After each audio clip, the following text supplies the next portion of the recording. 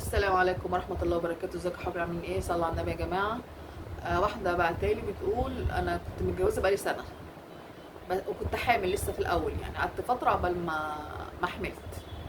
وانا بعدي الطريق عربية خبطتني، عملت لي كسر في الحوض والبيبي نزل، وعملت لي تشوهات في بطني، يعني بوظتني خالص، اتفصلت النص التحتاني عن الفوقاني، وقعدت فترة في المستشفى.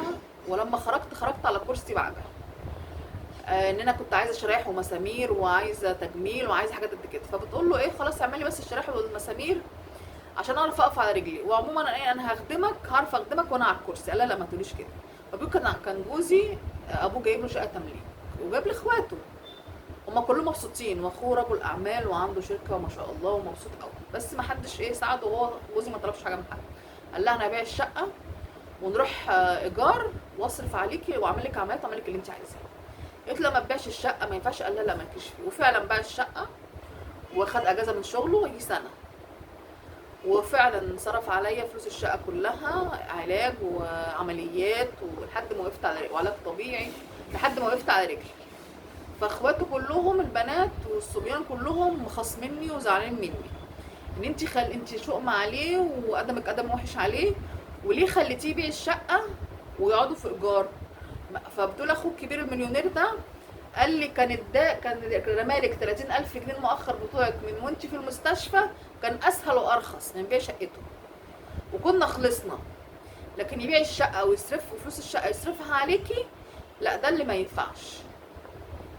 بتقول حتى اهلي، بتقول انا ابويا ميت مفيش غير امي بس واخواتي، انت ليه حد يبيع شقه تمليك ويقعد في ايجار؟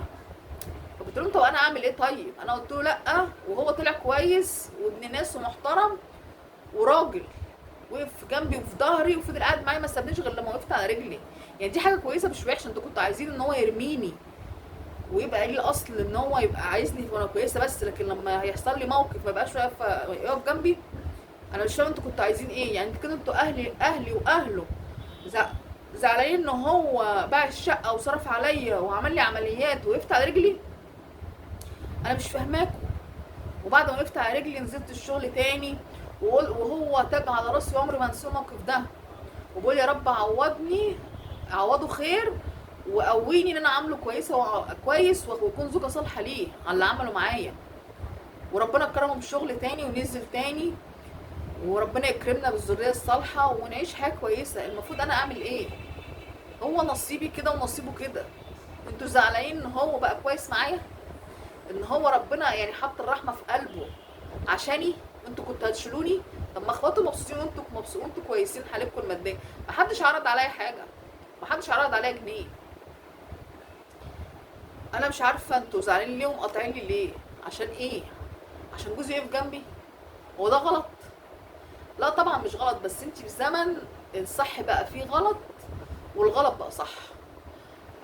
جوزك ربنا يبارك له، هو عمل الصح اللي ربنا قال عليه، ان في الحلوه وفي الوحشه مع بعض، ان كنت انت ولا هو. لكن اللي بره اللي بيتكلموا دول ما عندهمش حق، باصين للماديات بس، لكن مش مفيش حاجه عندهم اسمها انسانيات ورحمه. يعني ربنا قال ارحمهم في الارض يرحمكم من في السماء، ارحم ترحم. لا هم ما عندهمش القانون ده. دلوقتي بقى قانون الماديات بس.